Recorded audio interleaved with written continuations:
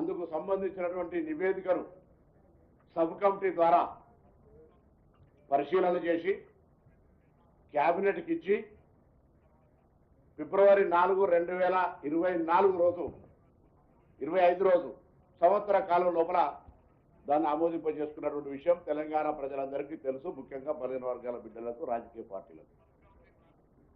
దాని తదుపరి 17వ తారీఖు మార్చి నెలలో 2 బిల్లులుగా bill number 3, bill number 4 Telangana శాసనసభ ద్వారా అన్ని రాజకీయ పార్టీల సహకారంతో గౌరవ ముఖ్యమంత్రి రేవంత్ రెడ్డి గారి నాయకత్వంలో బిల్ పాస్డ్ అనేటువంటి 2 బిల్లులను, ఒకటి స్థానిక సంస్థల్లో 42%, మరొకటి విద్యా ఉపాధి అవకాశాలు 42% సంబంధించినటువంటి బిల్లుల్ని శాసనసభ ఆమోదించి దాన్ని గౌరవ గవర్నర్ గారికి 22 మార్చి 2025 నాడు పంపడం జరిగింది. 2025 22 మార్చికి పంపినటువంటి బిల్లును గౌరవ గవర్నర్ గారు స్థానికంగా ఉన్నటువంటి పరిస్థితులన్నింటినీ అంచనా వేసుకొని లీగల్ వెట్టింగ్ చేసి 30 మార్చి నాడు దాని గౌరవ రాష్ట్రపతి గారి ఆమోదం కొరకు పంపడం జరిగింది. ఆ 2 బిల్లులు, బిల్లు నెంబర్ 3, బిల్లు నెంబర్ 4 గౌరవ రాష్ట్రపతి గారికి పంపిన తర్వాత రాష్ట్రపతి గారు కూడా ఇటీవల జరిగినటువంటి అనేకమైన గవర్నర్లు, రాష్ట్రపతుల నిర్ణయాలకు సంబంధించినటువంటి విషయంలో సుప్రీంకోర్టు తీర్పులు, చెన్నై కోర్టు ఇచ్చినటువంటిది కానీ ఇతరత్ర జరుగుతున్న పరిణామాల్లో చట్టానికి సంబంధించి ఒకసారి చూసినట్టయితే బీసీలు గతంలో 34% రిజర్వేషన్ స్థానిక సంస్థల్లో ఉండే పరిస్థితి నుంచి honourable former chief feudalistic party అధినేత తెలంగాణకు సంబంధించిన బీసీలకు కాళ్లకు ముగుతాడేసి 2018 చట్టం ప్రకారంగా 50% లోపలనే తెచ్చినప్పుడు తిరిగి క్యాబినెట్ ఆర్డినెన్స్ మళ్ళీ 10వ తారీఖు 7వ నెల మేము ఆర్డినెన్స్ చేశాం. 14వ తారీఖు 7వ నెల పంపడం జరిగింది. గవర్నర్ గారు బిల్లుకు సంబంధించిన పత్రికలో వస్తున్నటువంటి అవాస్తవాలు దానికి సంబంధించి ఏం జరుగుతుందనేది మేము గవర్నర్ గారి దగ్గర నుంచి దాని వెంటనే ఆర్డినెన్స్ మేము అందులో ఎటువంటి అంశాలు లేకుండా 18/2000 చట్టం, పంచాయతీరాజ్ చట్టంలో ఉన్నటువంటి 50% క్యాప్ ఎత్తేస్తూ ఆల్రెడీ 42% ప్రతిపాదనలు పంపబడ్డాయి. మీరే వాటిని ఆమోదించి గౌరవ రాష్ట్రపతి గారు పంపినారు కాబట్టి దాన్ని తీసేయమని వారికి విజ్ఞాపన చేసినాం.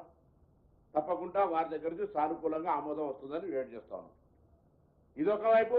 మరొక వైపు హైకోర్టు ఎన్నికలు నిర్వహించాలే తేదీలను ప్రకటిస్తూ ఉంది.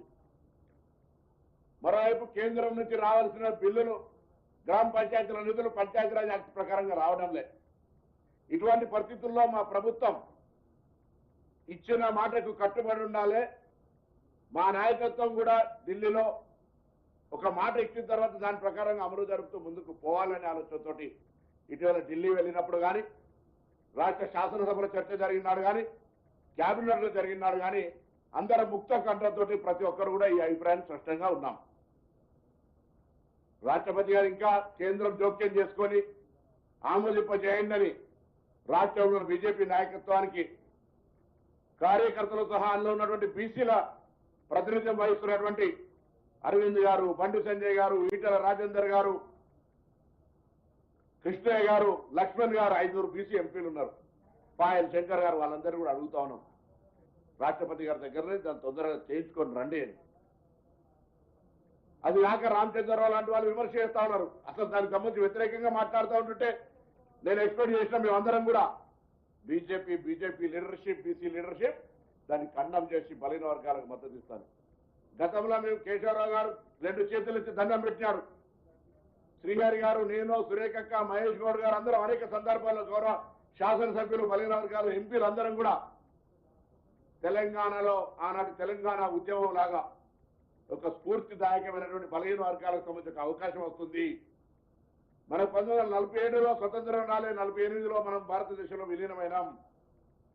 దాని తర్వాత మళ్ళీ ఇవాళ 2 రోజుల తర్వాత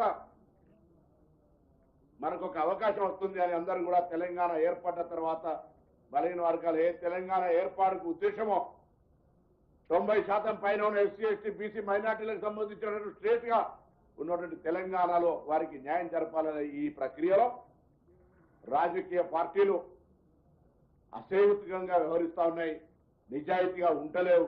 శాసనసభల బిల్లుల మద్దతు చెప్పిర్రు, ఢిల్లీకి వచ్చినప్పటికీ మోకాలటం పెడుతున్నారు, కడుపుల కత్తులు పెట్టుకొని అలుముకొని చంపాలని ప్రయత్నం చేస్తున్నారు, రాజకీయంగా బదనాం చేసే ప్రయత్నం చేస్తారు. అయినా కాంగ్రెస్ పార్టీ కట్టుబడి ఉంది. అందుకే గౌరవ ముఖ్యమంత్రి గారు కేబినెట్ కూడా నిర్ణయం చేసినాం. ఆగస్టు 5, 6, 7 3 రోజులు గౌరవ ముఖ్యమంత్రి గారు అపాయింట్మెంట్ అడుగుతా ఉన్నారు. గౌరవ పార్లమెంటు ప్రతిపక్ష నాయకులు అపాయింట్మెంట్ అడుగుతారు. గౌరవ రాజ్యసభ ప్రతిపక్ష నాయకుడు కూడా రాష్ట్రపతి గారు అపాయింట్మెంట్ అడిగి దేశంలో ఉన్నటువంటి కాంగ్రెస్ పార్టీ మిత్రపక్షాలతో సహా 100 మంది ఎంపీల పైన రాజ్యసభ సభ్యులతో సహా తెలంగాణలో ఉన్నటువంటి ప్రతి శాసనసభ్యుడు, శాసనమండలి సభ్యుడు, ఎంపీలు, మంత్రులందరం కూడా 5, 6, 7 ఢిల్లీకి వెళ్తా ఉన్నాం.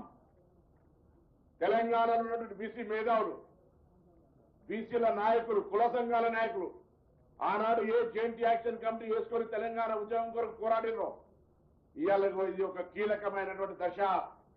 గ్రామీణ ప్రాంతాల్లో మనకు వచ్చేటువంటి 42% రిజర్వేషన్ కాపాడుకోవడానికి, అమలు చేసుకోవడానికి ఒక అవకాశాన్ని వినియోగించుకునే బాధ్యత క్షేత్రస్థాయిలో ఉన్నటువంటి అన్ని కుల సంఘాలది, బీసీ సంఘాలది, బీసీ మేధావులది. మా చిత్తశుద్ధితో మేము ఉన్నాం. ఎక్కడ కూడా 1% డివేట్ కాకుండా మా ముఖ్యమంత్రి గారు అనేక సందర్భాల్లో ఎన్ని విమర్శలు వచ్చినా, ఎవరిని చెప్పినా ఉప ముఖ్యమంత్రి గారు, సబ్ కమిటీ చైర్మన్, పిసిసి అధ్యక్షులు అందరూ కూడా టోటల్ క్యాబినెట్ మా నాయకత్వం రాహుల్ గాంధీ గారు మాట ఇచ్చినారు, దాన్ని అమలు చేయాలనే చిత్తశుద్ధితో పోతా ఉన్నాం. అందుకే 5, 6, 7 నాడు అందరూ రమ్మని కోరుతా ఉన్నాం. ప్రతి బీసీ బిడ్డ 42% రిజర్వేషన్ ఆకాంక్షించే వాళ్ళందరూ ఢిల్లీకి రమ్మని కూడా కోరుతా ఉన్నాం. ప్రజలందరూ వస్తా ఉన్నారు. బీసీ సంఘాల ప్రతినిధులు, మేధావులు కూడా రండి. ఆర్గ్యుమెంట్ ఎలా 50% గ్యాప్ గురించి మాట్లాడే రామచంద్రరావు న్యాయవాది, ఇందిరా సహాని కేసులో స్పష్టంగా ఆర్గ్యుమెంట్స్ లో ఉన్నాయి. ఎప్పుడైతే ఎంపారికల్ డాటా ఉంటుందో states can go move ahead అని చెప్పినారు. రాష్ట్రాలు స్వయంగా ముందుకు పోవడానికి అవకాశం ఉంది. మేము ఇలా ఊరికేనే వట్టి వేగ్గా మాకు ఇంత శాతం కావాలని అడుగుతలేదు. రాష్ట్ర ప్రభుత్వం 150 ఇంకొకటి కూడపు చేసుకొని అన్ని రకాల చర్యలు తీసుకొని సమగ్రంగా కొంతమంది మిస్ అయినట్టు ఎక్కడ కూడా లీగల్ గా పొద్దున ఇబ్బంది జరగద్దని మా పేర్లు నమోదు చేసుకోలేదని విమర్శలు వస్తే బీసీ మేధావుల ఆలోచన సలహా మేరకు మరొకసారి, రెండవసారి ఆన్లైన్ కానీ, మండల కార్యాలయాల్లో, ప్రజాసేవా కేంద్రాల్లో కానీ, లేదా మిస్డ్ కాల్ ఇచ్చే టోల్ ఫ్రీ నెంబర్ ద్వారా కానీ మేము మళ్ళీ నమోదు చేసుకున్నటువంటి సంఘటన. అందుకే ఇంత పారదర్శకంగా కామారెడ్డి డిక్లరేషన్ నుంచి ఇవ్వాలని జరిగిన కేబినెట్ దాకా 1% కూడా మా చిత్తశుద్ధిని ఎవరు శంకించేటువంటి పరిస్థితి లేకుండా Congress is for social justice, champion social justice, న్యాయం, సామాజిక న్యాయానికి కాంగ్రెస్ సోషల్ జస్టిస్. అందుకే మళ్ళొక్కసారి ఇలా కేబినెట్ ఏకగ్రీవంగా ఇందుకు సంబంధించిన అంశాలన్నింటినీ డిస్కషన్ చేసింది విపులంగా. రాష్ట్రపతి గారి దగ్గర గత 30 మార్చి నాడు పోయినటువంటికి సంబంధించి బిల్లు దాటిపోతా ఉంది సమయము. ఒకవైపు కోర్టు తీర్పు ఎన్నికలు జరపమని, మరొక వైపు స్థానిక సంస్థల నిధులు లేక ఇబ్బంది పడుతున్నటువంటి పరిస్థితుల దృష్ట్యా గౌరవ రాష్ట్రపతి గారిని మళ్ళీ ప్రజలు అందరం వెళ్ళి వేడుకుంటా ఉన్నామమ్మా, ఈ బిల్లుకు తొందరగా ఆమోదం ఇవ్వండి. 50% క్యాప్ అనేది ఎప్పుడో ఈడబ్ల్యూఎస్ స్కీమ్ తర్వాత వెళ్ళిపోయింది. ఇవాళ కూడా రాష్ట్రంలో 29 బీసీ, 15 ఎస్సీ, 10% ఎస్టీతో 64% నడుస్తా ఉంది. కాబట్టి ఇదంతా కూడా క్యాప్ అనేటువంటిది ఒకసారి ఓపెన్ అయిన తర్వాత దానికి తెలియదు, నో లిమిట్. ఎంపారికల్ డాటా ఉన్న తర్వాత ఎంపారికల్ డాటా బేస్డ్ మీద పోవాలని ఇందిరా సహాని కేసుతో పాటుగా ఈడబ్ల్యూఎస్ ఆర్గ్యుమెంట్ లో కూడా ఉంది. కాబట్టి దయచేసి ఇందుకు సంబంధించి సహకరించండి. తప్పకుండా 5, 6, 7 అన్ని రాజకీయ పార్టీల 15 వర్గాల ప్రజలకు, అన్ని ప్రజాప్రతినిధులకు అన్న ఇర్రెస్పెక్టివ్. నిన్నేదో అన్నవరో కిషన్ రెడ్డి గారు, ఆయన ఏదో రామచంద్రరావు లేకపోతే ఇంకొక రఘునందనరావు ఉండి ఎవరికో బీసీలకు ఏదో ఇవ్వంటే మేము అన్నా కానీ ఎవరి పదవులు మీకు ఇబ్బంది లేదు. కిషన్ రెడ్డి గారు మీరు మంత్రిగా ఉండండి, మాకు సహకరించండి. ఇది ఎవరికి వ్యతిరేకం కాదు. ఇది ఎవరికి అగెన్స్ట్ గా మేము ఎవరు హక్కునో ఎవరు కూర్చునో కూర్చుకునేది కాదు. ఇది స్వాతంత్రం వచ్చిన తర్వాత 47లో ఎస్సీ ఎస్టీలకు కాన్స్టిట్యూషనల్ స్టేటస్ వచ్చింది కాబట్టి వాళ్ళకి రిప్రజెంటేషన్ ఉంది. బీసీలకు లేదు, చట్టసభలో కావాలని చాలా రోజులు కృష్ణ అడుగుతాడు. కృష్ణ మౌనంగా ఉండద్దు, అన్నంటే గౌరవం కానీ మౌనంగా ఉండేటువంటి పరిస్థితి మీరు నాయకత్వం వహించారు. రేపు 5, 6, 7 ఢిల్లీలో మీ పార్టీ వాళ్ళని ఒప్పించి 5 ఎంపీలను తీసుకురండి, అడగండి.